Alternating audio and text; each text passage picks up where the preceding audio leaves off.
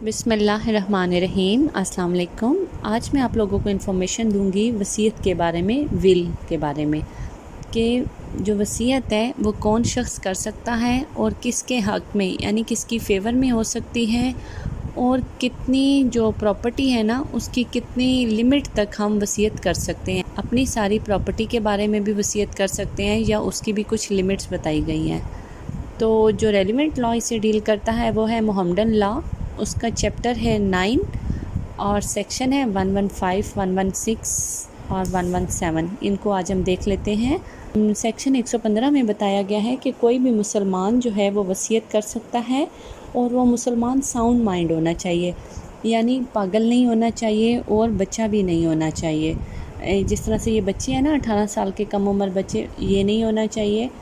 وہ تو sound mind بھی ہونا چاہیے، مطلب پاگل نہ ہو، اس کے جو مینٹل لیول ہو وہ بھی ٹھیک ہو، کہ وہ اپنی پراپرٹی کے بارے میں کوئی بھی فیصلہ کرتے وقت اس کو آئیڈیا ہو کہ وہ فیصلہ کیا کر رہا ہے، وہ کیا وصیت کر رہا ہے، تو وہ اپنی پراپرٹی کے بارے میں وصیت کر سکتا ہے۔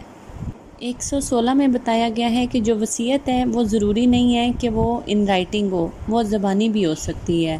صرف گواہوں کی موجودگی میں ہو جائے، وہ زبانی بھی ہو سکتی ہے اور ان رائٹنگ بھی ہو سکتی ہے۔ اب جو مین بات ہے وہ سیکشن 117 میں بتائی گئی ہے کہ کوئی بھی شخص جو ہے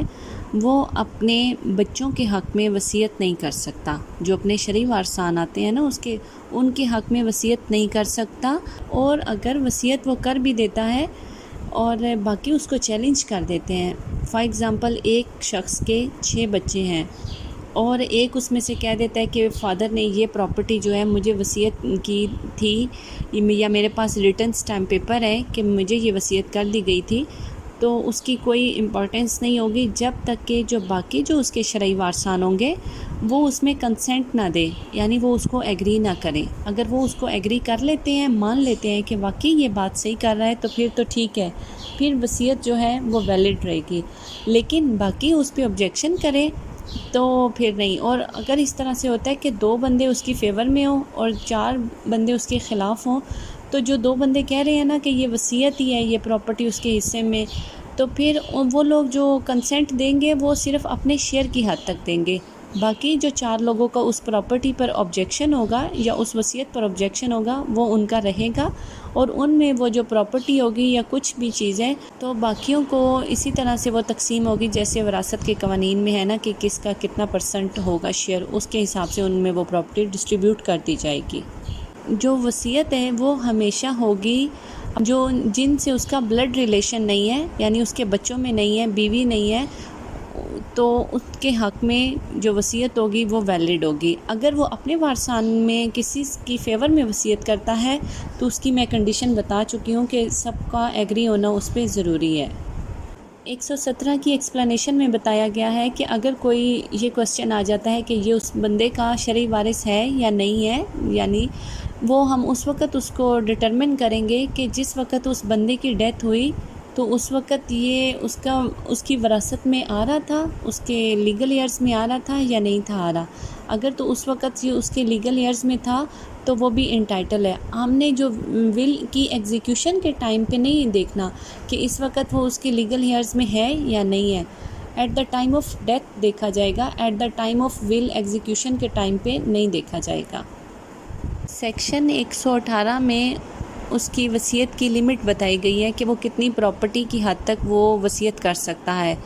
1/3 1/3 حصہ اپنی کل جائیداد کا، اور وہ بھی جو اس کے جنازے کے ایکسپینسز، اور اگر اس پہ کوئی قرضہ ہوتا ہے اس کے نکال لینے کے بعد جو بھی پراپرٹی بچتی ہے اس کا 1/3 جو ہوگا اس کی بارے میں جو وصیت ہوگی وہ ایگزیکیوٹ ہوگی۔ ساری پراپرٹی کے بارے میں اگر وصیت مرنے والے نے کی بھی ہے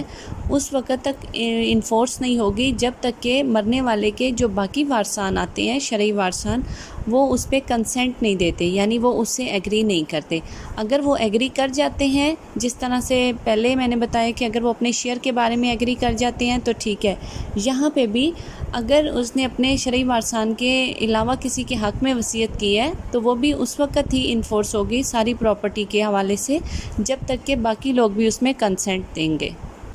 تو یہ تھا ہمارا آج کا ٹاپک۔ اکثر لوگ اپنے بیٹا یا بیٹی کو اسٹامپ پیپر پہ جائیداد لکھ دیتے ہیں کہ یہ میں تمہیں دے رہا ہوں، میرے مرنے کے بعد تمہاری ہوگی، تو اس کی لاء میں کوئی ویلیو نہیں ہے۔ اگر آپ نے اپنی زندگی میں دینی ہی ہے تو اس کی باقاعدہ رجسٹری کروائیں، اس کو ٹرانسفر کریں اس کے نام پہ، اس کا پوزیشن بھی دیں، اس کو پوزیشن نہیں بھی دینا تو چلے بائی نیم اس کو ٹرانسفر کر دیں،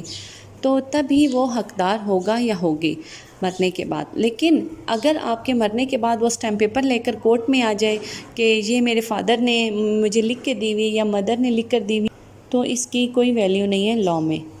تو یہ تھا ہمارا آج کا ٹاپک، دعاؤں میں یاد رکھیے گا۔ تھینک یو سو مچ، اللہ حافظ۔